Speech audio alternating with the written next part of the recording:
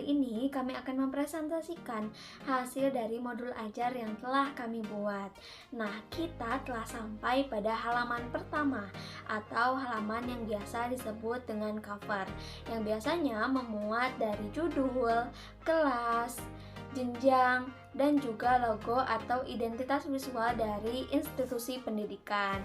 Nah, yang kami buat ini adalah modul ajar Bahasa Indonesia pada jenjang SMP, MTS atau sederajat dan pada kelas 8. Halaman selanjutnya yaitu ada identitas dari modul ajar dengan judul menulis teks cerpen dengan memperhatikan struktur dan unsur intrinsik pada teks cerpen. Identitas modul ajar ini memuat dari nama institusi yaitu IKIP Siliwangi, lalu tahun disusunnya modul ajar yaitu tahun 2024, lalu ada jenjang sekolah yaitu kami memakai jenjang sekolah menengah pertama atau SMP. Lalu juga ada fase atau kelas yakni di sini fase D dan juga kelas 8. Lalu di sini juga memuat alokasi waktu yaitu 2 kali 80 menit. Target dari peserta didik ini yaitu peserta didik reguler dan juga tipikal. Lalu ada sarana dan prasarana seperti gadget, proyektor, dan juga speaker. Nah, di sini juga ada mode pembelajaran. Nah, untuk modul ajar yang kami buat, mode pembelajarannya ada Project Based Learning atau biasa yang disebut dengan PJBL.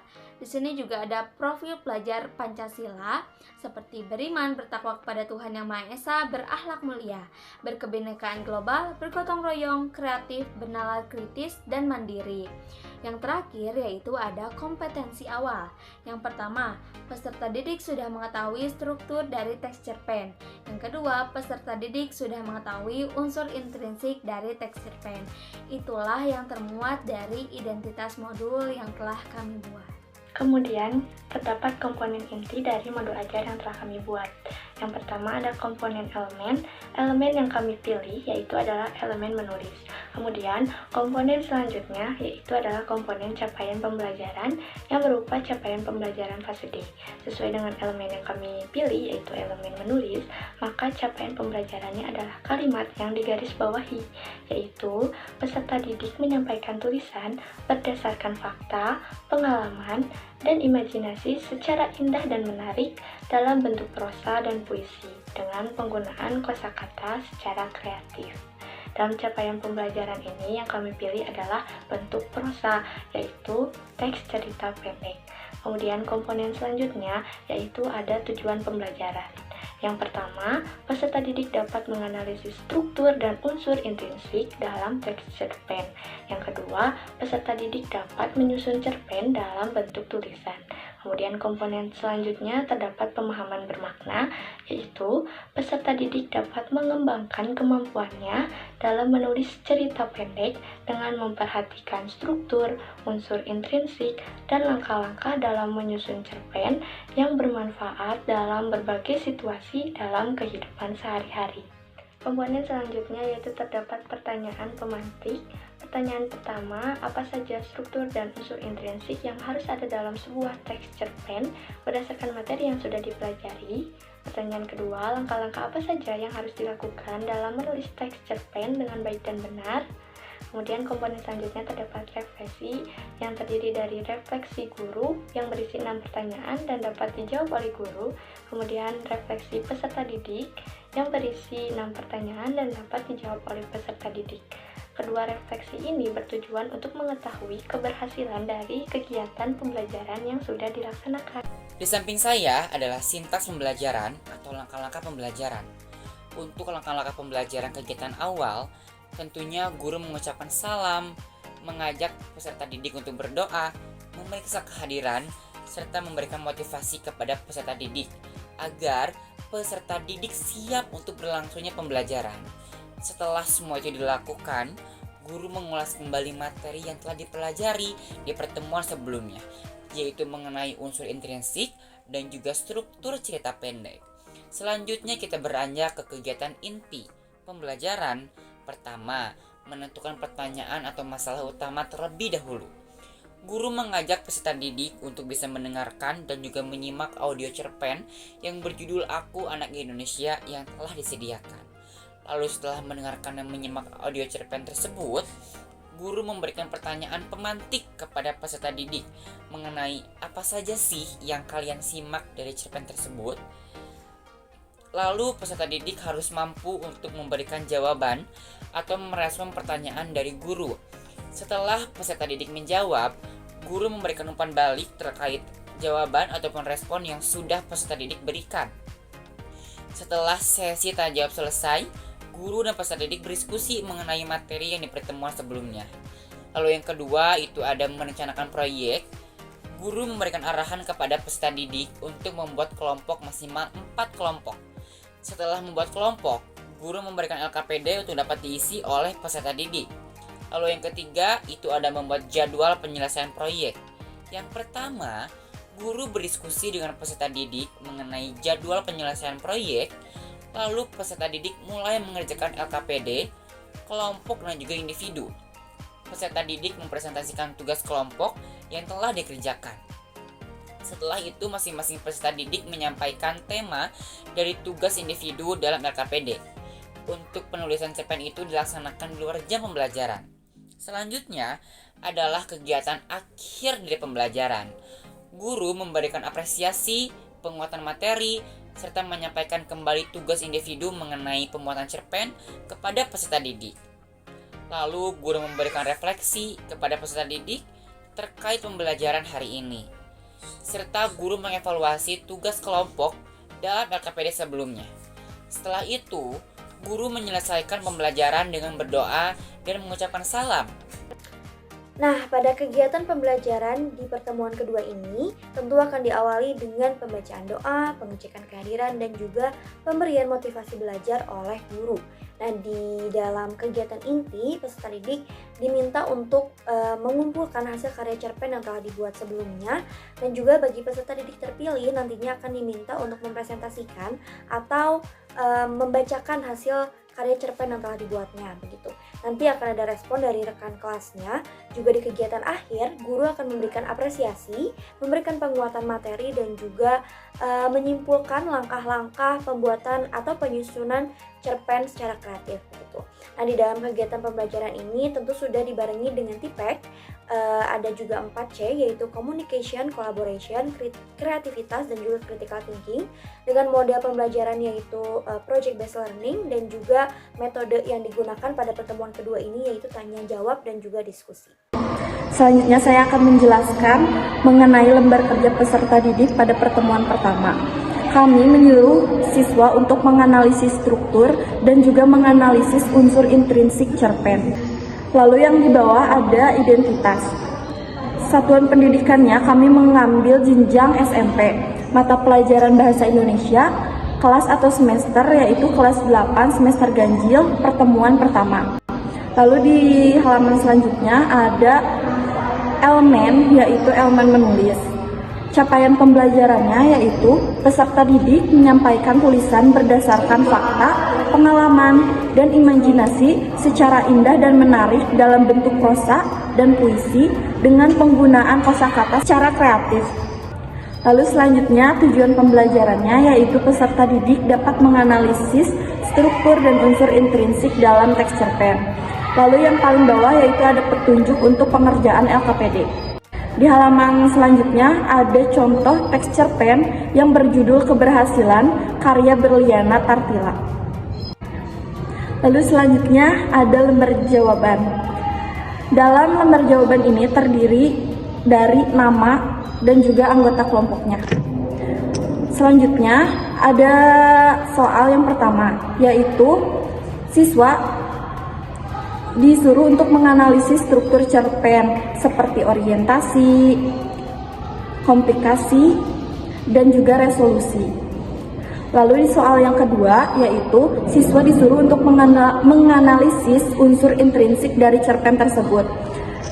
Unsur intrinsiknya terdiri dari tema, tokoh, penokohan, alur, latar, sudut pandang, dan juga amanat. Lalu selanjutnya saya akan menjelaskan LKPD di pertemuan kedua. LKPD di pertemuan kedua ini yaitu menulis cerpen. Identitasnya yaitu satuan pendidikan, kami mengambil jenjang SMP, mata pelajaran Bahasa Indonesia, kelas atau semester yaitu kelas 8 semester ganjil, pertemuan kedua. Lalu di halaman selanjutnya terdapat elemen yaitu elemen menulis. Capaian pembelajarannya pun sama dengan capaian pembelajaran LKPD di pertemuan pertama.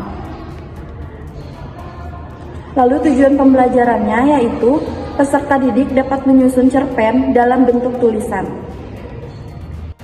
Lalu di halaman selanjutnya terdapat langkah-langkah menulis cerpen. Dan juga di bawahnya terdapat tugas.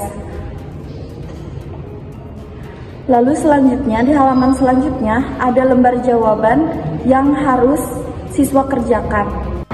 Dalam modul ajar ini ada materi ajar, yaitu A. Pengertian cerpen. Cerpen adalah sebuah karya sastra pendek yang bersifat fiktif dan mengisahkan tentang suatu permasalahan yang dialami oleh tokoh secara ringkas, mulai dari pengenalan sampai akhir dari permasalahan yang diambil oleh tokoh. B. Ciri-ciri cerpen. Sebuah cerpen memiliki ciri khas diantaranya yaitu bersifat tidak nyata, tersusun tidak lebih dari 10.000 kata, dapat habis dibaca dengan sekali duduk, diksi yang dipakai tidak rumit sehingga mudah dipahami, memiliki alur tunggal, biasanya ditulis berdasarkan peristiwa dalam kehidupan, memiliki pesan moral yang terkandung. C. Unsur intrinsik cerpen.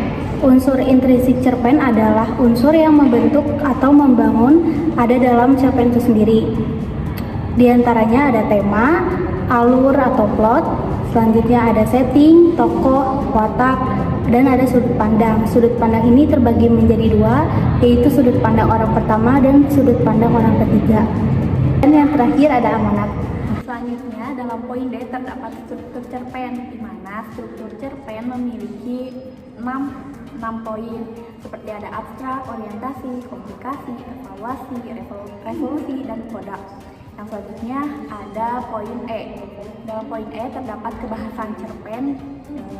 Terdapat 6 kebahasan cerpen juga, seperti kata sifat, kata keterangan, menggunakan kalimat langsung dan tidak langsung, menggunakan gaya bersifat konotasi, tidak baku dan tidak formal, serta menggunakan gaya bahasa perbandingan, pertentangan, dan yang lain sebagainya. Dalam poin F, terdapat contoh cerpen yang bisa dibaca oleh siswa, yaitu berjudul Keajaiban di Taman Bunga. Yang selanjutnya adalah langkah-langkah menyusun cerpen. Menyusun cerpen membutuhkan perencanaan dan pemahaman struktur cerita yang baik.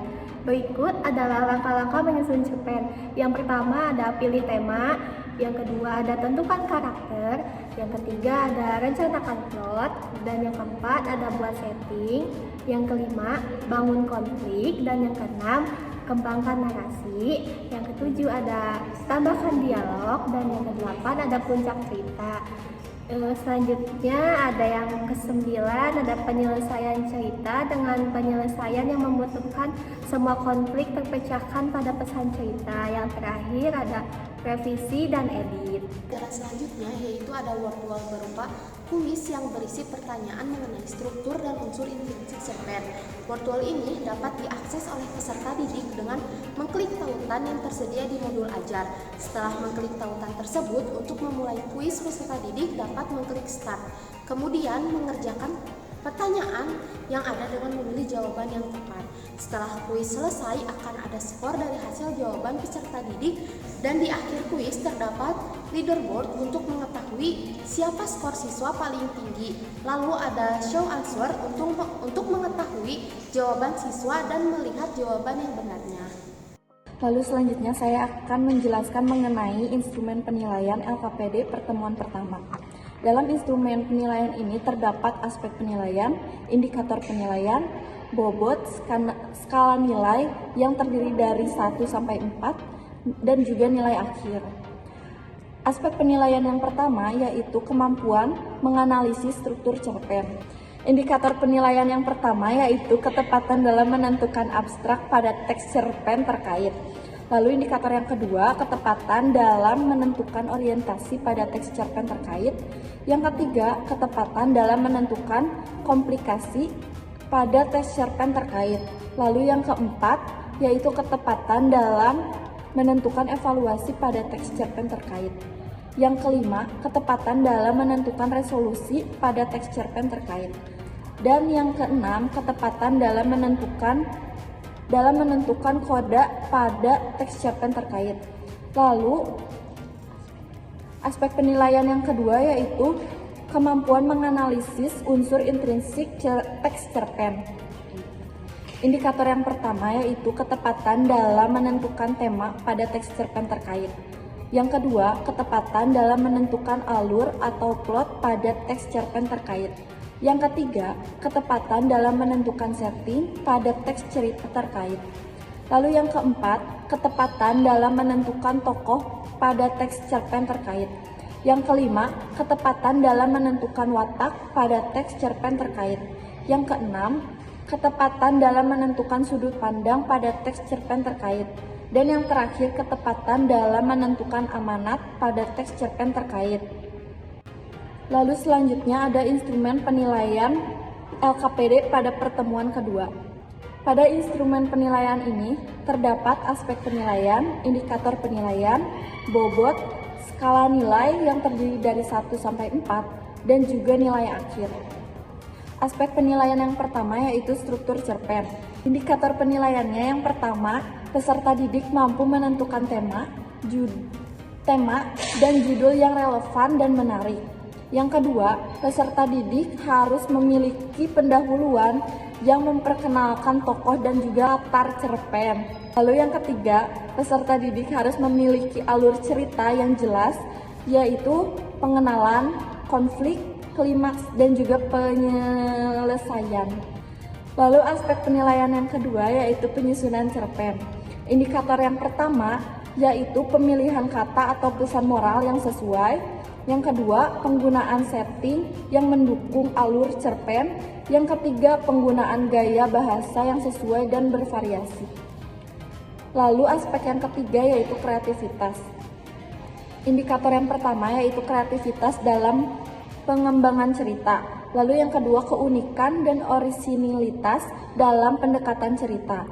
Yang ketiga, inovasi dalam plot atau pengembangan karakter. Lalu aspek penilaian yang keempat yaitu kesimpulan dan juga pesan moral. Indikator yang pertama terdapat kesimpulan yang memadai dalam cerpen tersebut. Lalu yang kedua terdapat pesan moral atau amanat yang dapat dipetik dari cerpen tersebut.